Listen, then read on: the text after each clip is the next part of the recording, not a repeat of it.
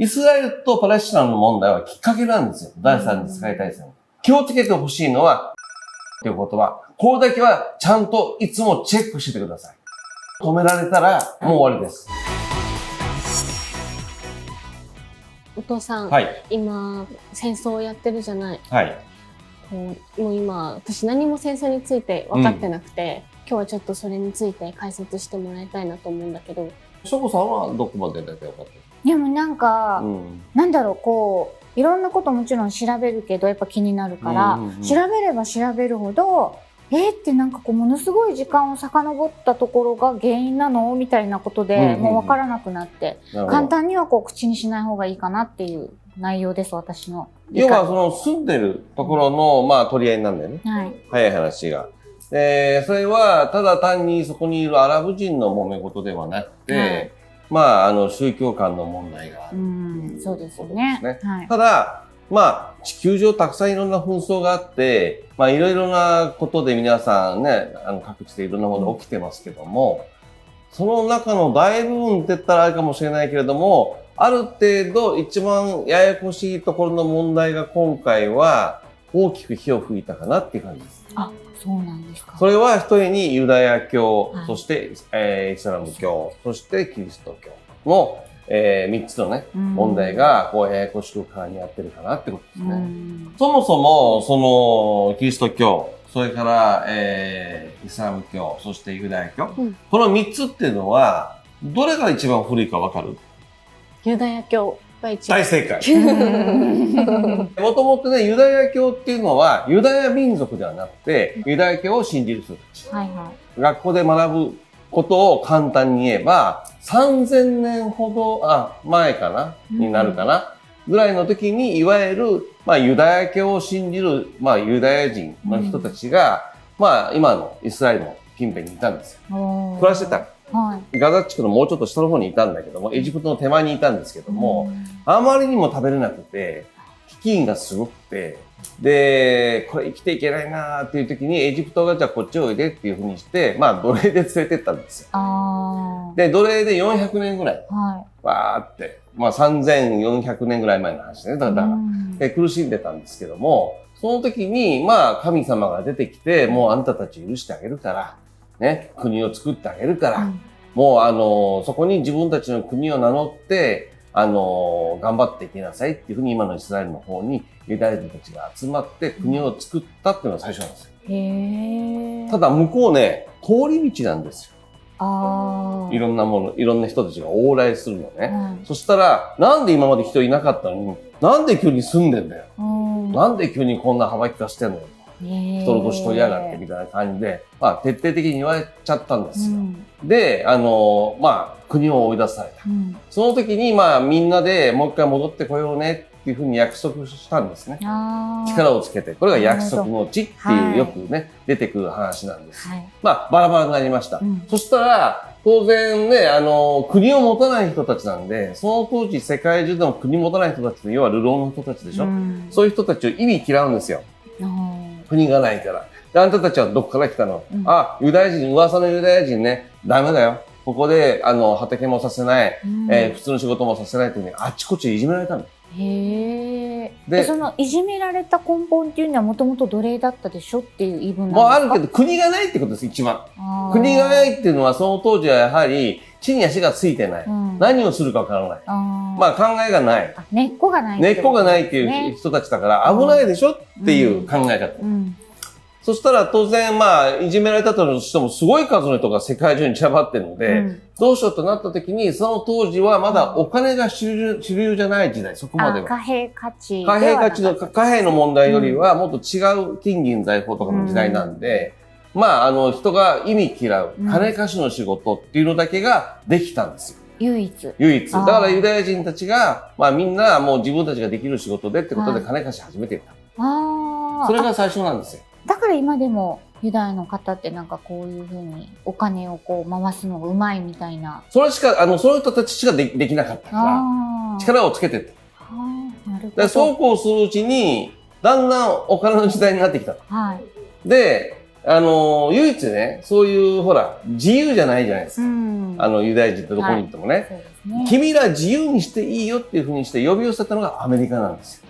だから自由の国アメリカって言ってるのはあれユダヤ人のことを言ってるんですね。基本的に。そこではユダヤ人が好きにやっていいですよっていう意味なんです。嘘。はい。だから未だにアメリカのね、経済はユダヤ人が根本にいます。政治家もいるし、会社の所長さんもユダヤ人いるし、だからアメリカ経済を深く支えているのがユダヤ人なんです、実は。そうするとアメリカとしては当然選挙の票になるので、ユダヤ人を軽視できないです。そうですね。で、そのユダヤ系の、ちょっと話飛んでますけども、そのイスラエルの人が、まあ、いわゆるユダヤ教の人が多いので、まあ、毎回年間30億ドル。30億ドルですよ、皆さん。それを、まあ、いわゆる資金援助してってことはアメリカがやってるってことなんですよ。じゃあ、ちょっともう話が戻ります。3000年前に、まあ、国が与えられたじゃないですか。オスマン帝国に追い出された。で、そうこうするうちに、当然そこは、アラブ人がまた住んだわけです。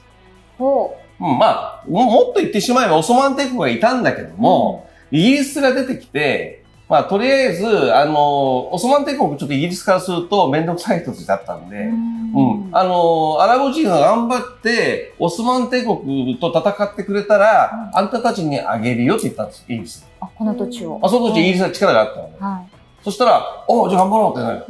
ね。それで今度は、2年後に今度はイスラエルの方に行って、イスラエルというかユダヤ人の方に行って、お金持ちたちに全部声かけて、あんたたちが金出したら、そこにイスラエル作っていいよ。また約束の地に戻ってきていいよっていうふうにやっちゃったの。要は二枚舌外交をするんです。それが今の形です。だからアラブ人からすれば、約束してそこに来てるよと。わしは2000年住んでるのに、なんでイスラエルがこう来て、追い出されたの自分たちを。まあ、オスマンの頃から比べればですよ。2000年いれば。っていう話なんです、実は。すごく元をたどると、イギリスが原因ってこと？それは、だから外交になるので、いわゆる何が責任っていうことよりはね、外交かな。外交にプラス宗教間の争いが入ってるからややこしいんですか？そう、今いいところでまた突っ込んでくれたけども、宗教間の問題が出てくるわけです。というのは、ユダヤ教もイスラム教もキリスト教も聖地はエルサレム。いわゆるこのイスラエルの中にあるわけですよ。で、なんで別々の宗教がそうかというと、ユダヤ教に模しているのがキリスト教なんです。その後に出てきたのがイスラム教だから、実は経典の元は同じなんですよ。まあ、こんな言い方したら多分怒る人もいると思いませんが、わかりやすく説明する意味で言っています。元はそうだったと思います、僕は。キリスト教っていうのは、まあ、西暦元年から100年まで、1世紀までの間にキリスト教の、まあ、キリストのお弟子さんたちが作った。で、まあ、イスラム教の方が、まあ、7世紀とは言われてますよね。ただ、ちょっと補足すると、キリスト教って、本当は何年にできてると思う？霊団的には。もう。ちゃんと形づいてキリスト教だよねっていう団体になったのは4世紀頃と言われてる。それまでに、実は、キリスト教っていろんな神話、世界中の神話を、まあ、くっつけて、作った宗教みたいな感じなの。言ってるとね。いろんな神話があって、それを、まあ、神話化したものを全部くっつけて作っちゃってるから、まあ、前からあったらしいです。いろんなところに、いろんな国々に。それが集まってきて、まあ、最強の宗教を作ろうということで、まあ、4世紀ぐらい。ただ、問題はね、イスラム教7世紀って言われてるじゃないですか。イスラム教どうもね、4世紀からあったらしいんです。すでに。だから、イスラム教とキリスト教って仲悪いらしいです。でそういうことはあんまり、表向き出てこない話だけども、イスラム教一番わかるのは何なのじゃなくて、イスラム教からすると、まあ、ムハンマドが出てきてどうっていうのが7世紀になってるけども、本当は4世紀からあって、で、キリスト教はもともと紀元100年じゃなくて、もっと後にかたどったもんだし、その前の神話でしょっていう話は、イスラムの人たちは知ってるみたいで、そういうところの揉め事みたいですね。ただ、それ報道機関とかが全部先進国になってるので、先進国の中ではそういう話は全部省いて、キリスト教とイスラム教の戦いみたいになるから、あれですけども、間違ってんじゃんっていうところがあるみたいですね。言い分としては。そう考えていくと、当然イスラエルの中のそのエルサレムっていうところが、自分たちにとってとても大事な土地になる。キリスト教で言うとキリストが貼り付けにあった場所とか、もう全部これ決まってるわけですよ。嘆きの壁があったりとかね。ユダヤで言うと。まあそういうふうにたくさんあるわけです。じゃあそれぞれのこの3つの宗教のシンボルの場所なんですか？シンボルを超えてますね。例えばイスラム教で言うと、死ぬまでに絶対一回行かなきゃいけない場所。絶対死ぬまでに行って、そこでその場所を見て死ぬぐらい大事な場所です。自分たちの発祥の場所なんですね。発祥の場所。そこに対して、まあ今回、まあイスラエルがずっとやってると。じゃあ、なんでイスラエルは、そのアラブ社会の中に入っていてユダヤ人じゃないですか。なんでできると思う？実はイスラエルって天才集団なんです。例えば、顔認証システムを作ったのイスラエル人でしょ。すごいみたいですよね。車の自動運転。あれもそうでしょ。あとは日本で言うとプチトマト。あ、そうなの？プチトマト？まあ、乾燥地帯で、水分が少ない場所なので、気軽に口にポンと入れる水分をっていうことで発明されたのがプチトマト。そうそう、プチトマトなので栄養もある、リコピンがあって、みたいのも作ったのもそうですし、まあ、要はイスラエル人って基本的に世界中にいろんな技術を提供しているので、だから世界中と仲良しなんですよ。で、今回の戦争の一番のポイントは、どこも攻められないんですよ。このイスラエルを。仲間だから。だから止められない。で、なおかつアメリカが、まあ、今回、バイデンもね、いらっしゃったので、まあ、そのことによって足並みを揃えますよっていう話になってきてるでしょ。そういうふうにね、今までと違う流れになってきてることは間違いないんです。今までまた2014年にもあったし、今まで4回戦争あるので、その中では、ここまで進んだ形は初めてかなっていう。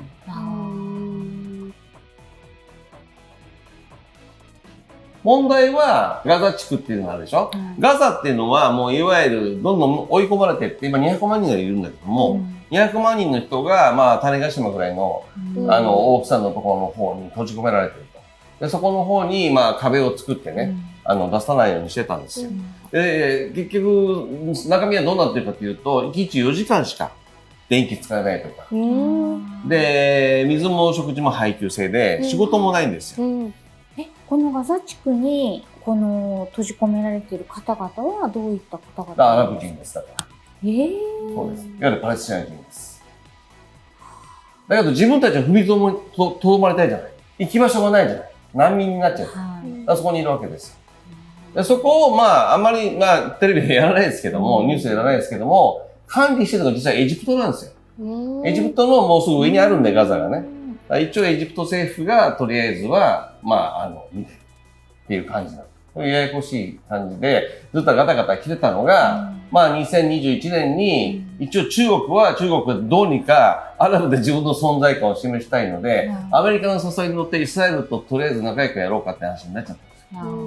そしたらそれまで中国も同じように、パレスチナ人やばいじゃん、イスラエルやばいじゃんって言ってたのが、ちょっと向こうついちゃった。その次に、今年の3月にサウジアラビア。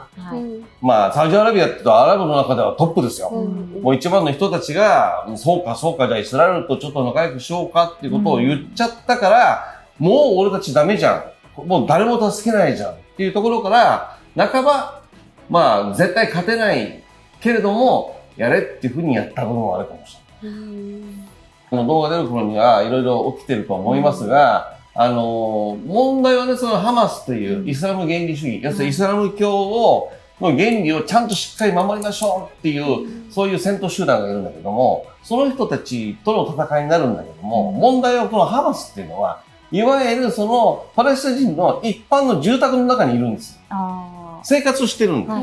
だからこの人が、例えばハマス、この人が一般人って分けられないの。これが今回のミソなんだと思う。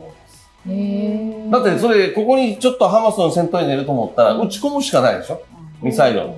空爆するしかない。それは一般人も死ぬわけです。ってことをどんどんやっていくと、まあ、社会的には、そういう人道的にどうなんだっていう話になってくるし、今、10月18日撮影はしてますけども、その時点で、とりあえず人質が200か250人かな。まあ、お互いに外交カードを出し合って、ハマス側からすると人質がいるよと。で、まず子供とかね、まあ、いわゆるイスラエル人じゃない人たちは自分たちがゲストと思ってるから、お返ししたいんだけども、今の状況だったら返せないよね。だから今全部分断されてて、水も食料も入らないから、お水もください、食料もくださいみたいな感じで、こうガチャガチャガチャガチャ、これからちょっと長引いていくよねっていう話なんです。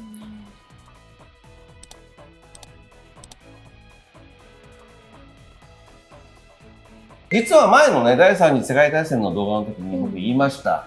イスラエルは中立になるよって話をしてるんです。覚えてるかな、でも実際今回イスラエルとパレスチナの一旦問題になってるじゃないですか。ここ皆さん勘違いしちゃいけないのは、イスラエルとパレスチナの問題はきっかけなんですよ。第3次世界大戦。で、イスラエルは攻められたから今やってるんですよ。戦線布告してるわけじゃないですよ。ここ勘違いしないでくださいね。あくまで向こうはやられたからやり返してる。要するに人質を取り戻すためにやってるんだっていうのが主張です。で、実際に、これが、まあ、僕の見方では、どんどんひどくなっていくと思ってます。まず、アラブ関係のこのいわゆる、パレスチナの問題っていうのは、これまで以上にややこしくなります。じゃあ、中東戦争っていう枠組みでは収まらない。収まらないです。というのは、イランが今噛んでるから。で、イランとアメリカも噛んでる。で、中国側も、いや、イランにつくとは言ってないけれども、いや、イスラエルにはもうついていけないって言い方をして、イスラエルになってきたので、これは簡単には終わらないですね。で、そうなってくると、ひどくなってくる、問題が。で、問題のイスラエルってのはそのど真ん中にいますから、イスラエルが中心になって戦争するってことはしないです。中立になります。で、逆にイランも最初からは出てこないです。もしかしたら最後までは表向きは見えないかもしれない。最初から出ちゃうと思うね。もう喧嘩になっちゃって、もろ当たりしちゃいますから、そうしないのが戦争なので、っていうことは起きるでしょうね。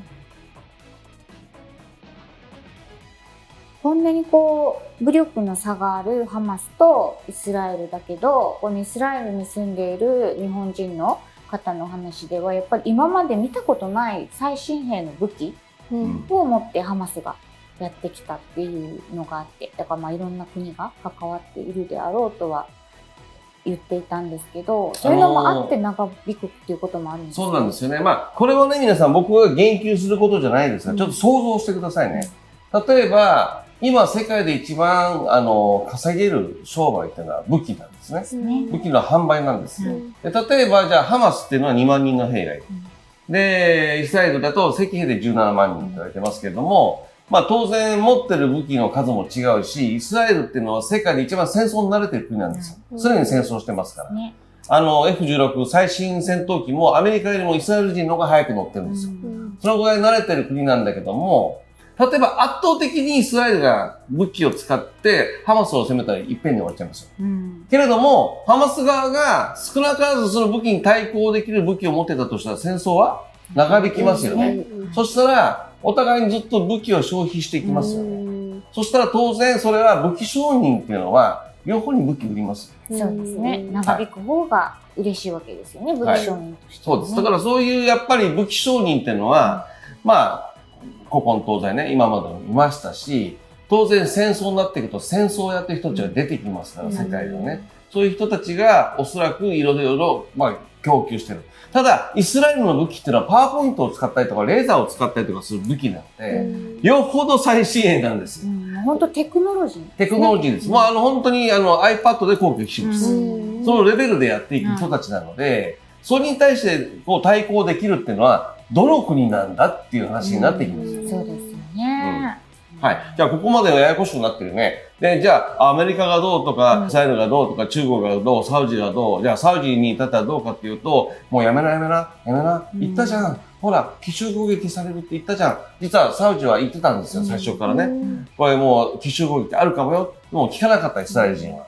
でも、もしかしたらイスラエルはもともと知ってて撃たせたかもしれないし。じゃあ、もともとじゃあこの戦争に対してね、誰がこういう思惑を持ってやらせてるんだっていう話も出てきます。そこですよね。そうなんですよ。だからそれは、あくまで皆さん想像してほしいんですけども、皆さんの実生活の中でも、友達同士で喧嘩したりとかね、やるときに、すぐ喧嘩にしないじゃないですか。お互い情報戦したりとか、あの子はこう言ってたよとか、あんたのうちこう言ってたよとかってことをしません？ね、そういうふうにして、陰で動き回る人とか、で、最終的にこの二人が揉めることによって、じゃあ二人をじゃあ全部取り込んでこっちに入りなさいよって派閥化する人もいるし、まあ、いわゆる私たちの、ね、ミクロのこの人間関係の中にも起きますよね。こういうことと社会情勢って実はリンクするんですよ。社会で行われている戦争や駆け引きっていうのが、いわゆるその世の中のトレンド、変なトレンドですけども、そういう流れだとすれば、そこにやっぱり一般の人たちも影響を受けてるんです。同じ人間エネルギーですからね。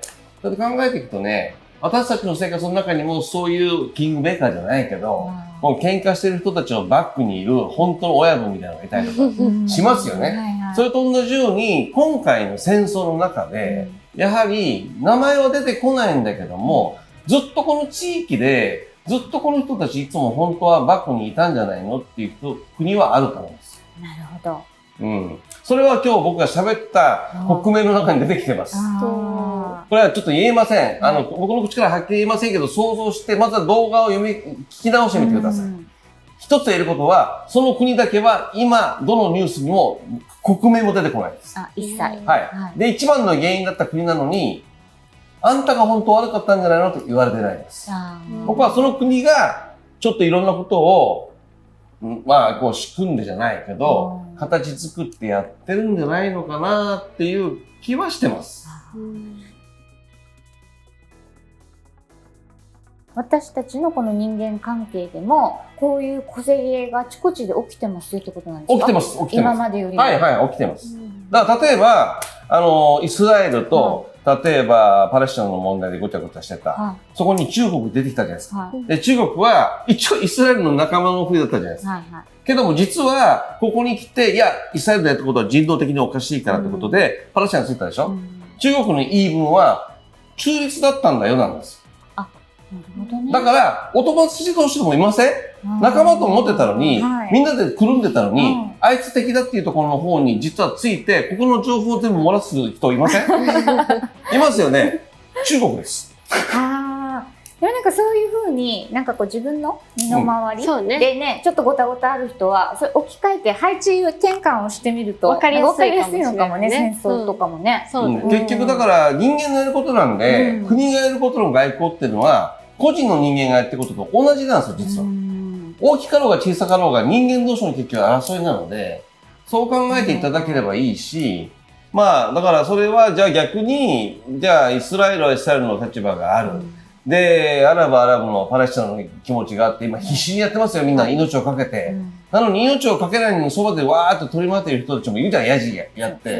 喧嘩する時もね、一般の場合でも。